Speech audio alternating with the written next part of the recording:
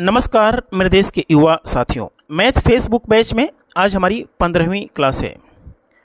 इससे पहले की सभी class funny concept classes doctor Mukherjee Nagar Delhi Facebook page पे है।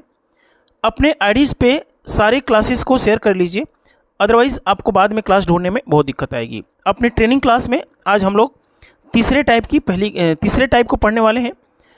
इसमें हम लोग समझेंगे किसी भी क्वेश्चन का जवाब प्रतिशत में कैसे देना होता है। इससे पहले यदि आप लोगों ने funny concept classes app download करके 650 पेज की पीडीएफ नहीं लिया है तो सबसे पहले पीडीएफ ले लीजिए, ताकि आपको क्लास के बारे में सब कुछ पता रहे आगे क्या पढ़ने वाले हैं। यदि आपको ये क्लास पसंद नहीं आती है, हालांकि ये क्लास बहुत अच्छी हो रही है, पूरे विश्व में सबसे अच्छी क्लास हो रही है, फिर भी आपको डिजिटल बोर्ड पर पढ़ने की आदत है, तो funny concept classes YouTube channel के प्लेलिस्ट में जा करके मैथ 2050 बैच में शुरू की 20-25 क्लास कीजिए, पूरे विश्व में सबसे अच्छी क्लास लगेगी। ये क्लास हमारी पुलिस से लेके आईएएस तक सभी परीक्षाओं के लिए हो रही है। देखिए, इस टाइप में हम लोग पढ़ने वाले हैं किसी भी क्वेश्चन का जवाब प्रतिशत में। देखिए, इस टाइप में जितने भी क्वेश्चन आएंगे सबके जवाब प्रतिशत में है, सबके जवाब प्रतिशत में है। किसी भी क्वेश्चन का जवाब यदि प्रतिशत में देना हो तो हमारा ट्रेनिंग का टाइप नंबर 3 ही काम में आता है। प्रतिशत प्रतिशत प्रतिशत प्रतिशत। कोई भी ऐसा एग्जाम नहीं है जिसमें 2-3 क्वेश्चन ऐसे ना हो जिनके जवाब आपको प्रतिशत में देना हो। तो ये जितने भी क्वेश्चन मैं करवाने वाला हूँ ना, सभी के जवाब आपको प्रतिशत में, कितना परसेंट ज़्यादा कितना परसेंट वगैरह, है ना। तो इसको ध्यान से पढ़िए। किसी भी एग्जाम में 2-3 मार्क्स के क्वेश्चन 100% आएंगे, है ना। चलिए शुरू करते हैं आज की क्लास को। क्वेश्चन ये है कि ए के पास 400 रुपया है, बी के पास 500 रुपया है। आपसे 4 प्रश्न यहां से पूछेगा, 5 प्रश्न पूछा जाएगा कि बी का धन ए से कितना प्रतिशत ज़्यादा है। तो देखिए क्या करेंगे। ए के पास 400 है, बी के पास 500 है, इसके पास 400 है, इसके पास 500 है ना। पूछेगा कि बी का धन ए से कितना प्रतिशत ज़्यादा है। चलिए मैं यहाँ से करता हूँ। ए है और ये बी है, इसके पास 400 है, इसके पास 500 है। बी का धन ए से कितना प्रतिशत ज़्यादा है, यानी कितना ज़्यादा है तो 100 ज़्यादा है। उस 100 की औकात ए के सामने क्या औकात रखता है। 100 ज़्यादा है, वो ए से कितना ज़्यादा है, तो ए को आपको नीचे लिखना पड़ेगा। ए से कितना ज़्यादा, ए से कितना ज़्यादा, तो ए को नीचे लिखेंगे और 100 से गुना करेंगे। इसको हल करेंगे तो 1/4 को 100 में क्या स्थान होता है, 1/4 का 100 में 25% स्थान होता है। ठीक है। दूसरा क्वेश्चन है कि ए का धन बी से कितना प्रतिशत कम है। ए का धन बी से कितना कम है, तो 100 कम है। कितना कम है उसको ऊपर लिखेंगे, किससे, बी से कितना कम है तो बी को नीचे लिखेंगे और 100 से गुणा करेंगे। इसका मतलब ये होता है कि जो डिफरेंस है, ए का धन बी से 100 रुपये कम है, वो बी के सामने क्या औकात रखता है। बी के सामने क्या, तो बी के सामने 1/5 का स्थान रखता है। वो 1/5 का 100 में क्या स्थान होता है, तो इसका जवाब होगा 20%। तीसरा क्वेश्चन ये है कि ए के पास 400 रुपया है, बी के पास 500 रुपया है। ए का कुल धन बी का कितना परसेंट है, तो ए का कुल धन ऊपर आएगा, बी का कितना है, ए का कुल धन की क्या औकात है बी के सामने, बी का कितना, तो बी को नीचे लिखेंगे। ये 0 से 0 कट गया, ये 5 से भाग देंगे 20 बार में, 20 चौके 80% है। समझ में आया। इसी प्रकार से यहाँ पे एक क्वेश्चन छूट गया है कि बी का धन ए का कितना परसेंट है। देखिए, बी का धन 500 है, वो ए का कितना परसेंट है, तो इसको नीचे लिखेंगे। जो बी का धन है वो ए का कितना है, ए का कितना है, तो ए को नीचे लिखेंगे और इसको हल करेंगे तो 125% आएगा। समझ में आया। अब क्वेश्चन है कि ए और बी के धन का अंतर दोनों के कुल का कितना परसेंट है, तो दोनों का जो अंतर है वो 100 रुपये का है। ए और बी का अंतर कितना है, ए और बी का जो अंतर है वो 100 रुपये का है, और दोनों का कुल 900 है। 900 के सामने क्या औकात रखता है, 0 से 0 कर। देखिए, मैं यहाँ पे थोड़ा सा समय लेना चाहूँगा। ये 0 से 0 काट दिया आपने, ये 100 ऊपर है तो ये 100 ऊपर चला जाएगा और 9 नीचे आ जाएगा। अब हम लोग देखते हैं कि 9 से कितनी बार में जाता है, कितनी टाइम्स में जाता है।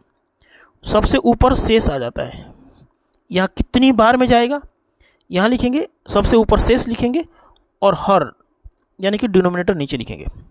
तो 9 से कितनी बार में जाएगा, 11 बार में। शेष कितना आएगा, 1 आएगा और नीचे 9 आ जाएगा। ठीक है, तो 11 सही 1/9% इज द राइट आंसर। उम्मीद करता हूँ ये चारों क्वेश्चन आपको समझ में आ गए होंगे।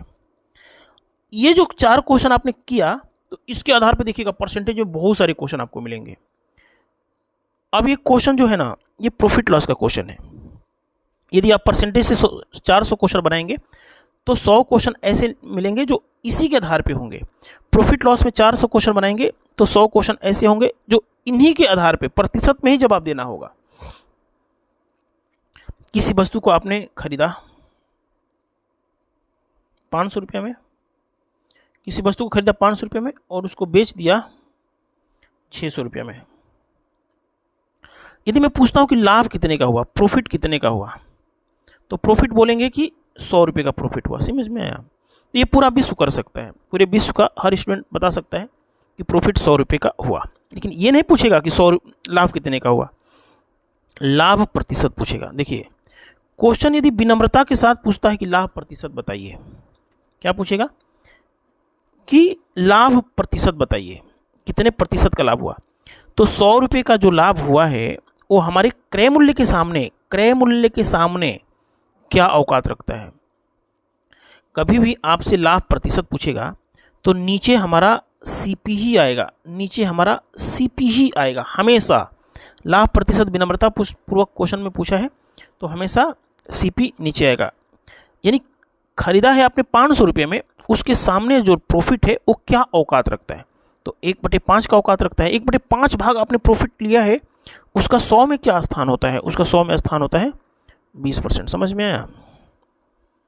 वस्तु को खरीदा है आपने 500 रुपये में, बेच दिया है आपने 600 रुपये में, तो जो प्रॉफिट है पूछेगा कि लाभ प्रतिशत विक्रय मूल्य पर बताइए। क्वेश्चन धमकी देता है, क्वेश्चन आपसे रिक्वेस्ट करता है, क्वेश्चन आग्रह करता है कि जो लाभ हुआ है ना 100 रुपये का, जो 100 रुपये का लाभ हुआ है वो हमारे विक्रय मूल्य के सामने क्या औकात रखता है। तो जब विक्रय मूल्य पूछेगा, धमकी देगा, क्वेश्चन रिक्वेस्ट करेगा, आग्रह करेगा कि विक्रय मूल्य पर बता के दिखाओ, तो विक्रय मूल्य को नीचे लिखना होगा और 100 से गुणा करना होगा। ये 0 से 0 कट गया, इसका मतलब होता है 1/6 और 100 से गुणा करेंगे तो यहाँ पे 0 आएगा। इसको और छोटा किया जा सकता है, 50/3 किया जा सकता है। और 3 से कितनी बार में जाएगा, 3 से कितनी बार में जाएगा, तो 16 16 बार में जाएगा। 16 2 और यहाँ पे 3 आ जाएगा। 16 सही 2/3% इस क्वेश्चन का सही जवाब है। क्वेश्चन लाभ प्रतिशत विक्रय मूल्य पर पूछता है तो आपको विक्रय मूल्य को नीचे लिखना जरूरी है, नीचे लिखना जरूरी है, अदरवाइज क्वेश्चन गलत हो जाएगा। क्वेश्चन ध्यान से समझना होगा। अब इसी क्वेश्चन में यदि एक यहाँ पे क्वेश्चन छूट गया है, किसी वस्तु को आपने मान लीजिए कि 400 में खरीदा, उसको 350 में बेचा। किसी वस्तु को खरीदा, उसको बेच दिया आपने 400 में खरीदा और 350 में बेचा। पूछेगा कि हानि बताएं, क्या बताएं, हानि बताएं। तो 400 में से 350 घटा देंगे, 400 में से 350 घटा देंगे तो 50 रुपये का क्या हो गया, नुकसान हो गया। 50 रुपये का हानि हो गई, इसको क्या बोलते हैं, लॉस बोलते हैं। अब लॉस परसेंटेज पूछेगा, लॉस परसेंटेज यानी हानि प्रतिशत पूछेगा। तो हानि प्रतिशत के लिए क्या करेंगे, देखिए कितने रुपए का नुकसान हुआ, 50 रुपये का नुकसान हुआ, 50 रुपये का नुकसान हुआ। और पूछेगा कि यदि विनम्रतापूर्वक पूछता है, क्वेश्चन रिक्वेस्ट करता है, धमकी देता है कि लॉस परसेंटेज बताइए, नहीं धमकी नहीं देता है, खाली विनम्रतापूर्वक पूछता है कि हानि प्रतिशत बताइए, तो नीचे आपको क्रय मूल्य ही नीचे, हमेशा नीचे क्रय मूल्य ही आएगा।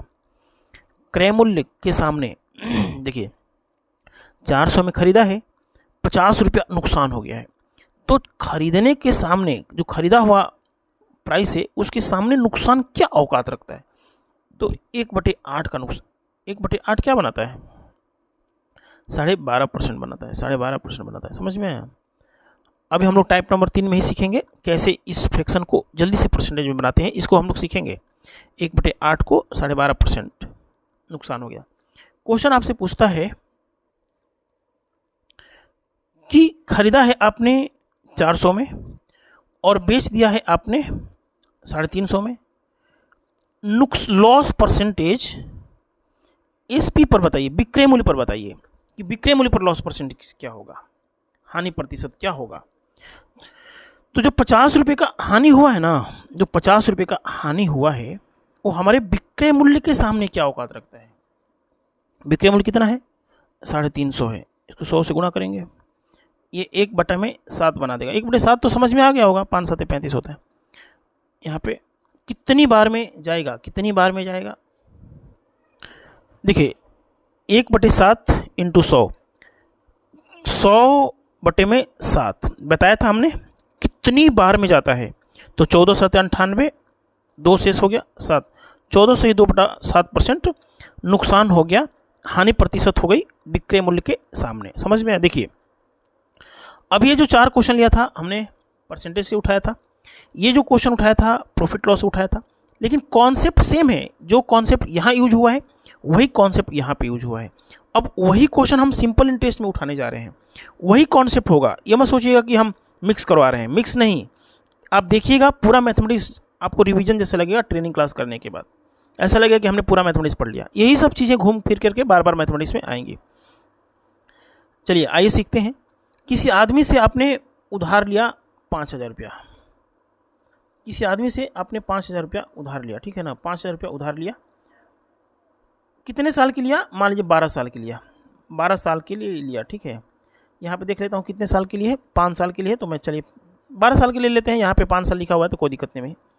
12 साल के लिए लिया 5000 रुपये, ठीक है। 12 साल बाद आपको 8000 रुपया देना है उसको, इसको बोलते हैं मिश्रधन। मिश्रधन का मतलब होता है कि ब्याज सहित, इसको प्रिंसिपल बोलते हैं। क्या बोलते हैं, प्रिंसिपल बोलते हैं, और इसको अमाउंट बोलते हैं, अमाउंट, ब्याज सहित। यदि 12 साल के लिए लिया है तो पूछेगा ना कि 1 वर्ष का साधारण ब्याज बताएं, 1 वर्ष का साधारण ब्याज बताएं, 1 वर्ष का एसआई सिंपल इंटरेस्ट बताएं। तो 12 साल का ब्याज कितना हो जाएगा, 3000 हो जाएगा ना, बोलिए हाँ। 12 साल का जो ब्याज होगा वो 3000 रुपया होगा। यदि इसमें हम लोग 12 से भाग देते हैं, 12 से भाग देते हैं, 12 से भाग देते हैं, तो 1 साल का जो ब्याज आ जाएगा 12 दूनी 24, 6 बज के 12 5 250 रुपया आ गया। समझ में आया, 250 रुपया आ गया हमारा 1 साल का ब्याज। 1 साल का ब्याज कितना आ गया, 250। 12 साल का ब्याज इतना, तो 1 साल का ब्याज 250। यदि मैं पूछूं आपसे कि साधारण ब्याज की वार्षिक दर प्रतिशत बताएं, साधारण ब्याज की, यहाँ पे लिखा तो हुआ है, साधारण ब्याज की वार्षिक दर प्रतिशत बताएं, साधारण ब्याज की वार्षिक दर प्रतिशत बताएं। देखिए वार्षिक का मतलब होता है कि 1 साल में कितना प्रतिशत लग रहा है, तो 250 लग रहा है 1 साल में, किसके सामने, मूलधन के सामने। इसको हल करेंगे तो करके देख लीजिएगा, ये आएगा हमारा 5%। समझ में आया, 1 साल में कितना ब्याज लग रहा है, 5%। दूसरा तरीका ये है कि जो 3000 रुपया जो ब्याज लगा है ना वो 12 साल का है। 3000 रुपया आपने जो ब्याज दिया है, 3000 कैसे आया, 8000 में से 5000 घटा देंगे। 3000 जो ब्याज आपने दिया है वो हमारे मूलधन के सामने, प्रिंसिपल के सामने क्या औकात रखता है, तो ये औकात रखता है 60%। इसको हल करेंगे ना 60% आएगा। देखिए 5 दूनी 10, 20 आ गया, 20 3 60। ये 60% जो है ना ये 12 साल का प्रतिशत है। तो 1 साल के लिए क्या करेंगे, 12 से भाग देंगे, तो 1 साल में आपको 5% ब्याज। इसी को आप फॉलो कीजिए, ठीक है, इसी को फॉलो कीजिए। क्यों बार बार, 3000 जो ब्याज आपने दिया है वो 5000 मूलधन के सामने क्या औकात रखता है, तो 60%। 60% 12 साल का ब्याज है, तो 1 साल में 12 से भाग देंगे तो 5% आ जाएगा। समझ में आया है। चलिए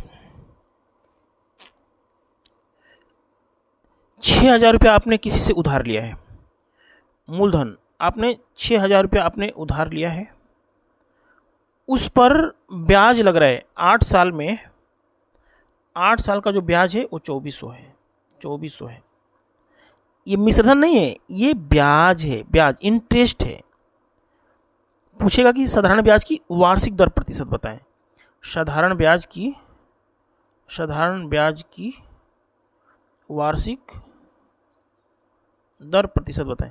तो 2400 जो ब्याज है वो हमारे प्रिंसिपल के सामने क्या औकात रखता है? प्रिंसिपल के सामने देखिए ये कट जाएगा ना, कर दीजिए इसको, 6 के 24 40%। ये 40% कितने साल का ब्याज है? 8 साल का ब्याज है। तो 8 से भाग देंगे तो 1 साल में जो ब्याज होगा वो 5% हो जाएगा। समझ में आया? तो यही कॉन्सेप्ट जो है हमारा परसेंटेज में भी लगेगा, प्रॉफिट लॉस में भी लगेगा, सिंपल में भी लगेगा। कल की क्लास में हम लोग कंपाउंड का कॉन्सेप्ट पढ़ेंगे, उसके बाद डीआई का कॉन्सेप्ट पढ़ेंगे, उसके बाद ऐसे क्वेश्चन करेंगे जो परीक्षा में आने 100% तय होता है।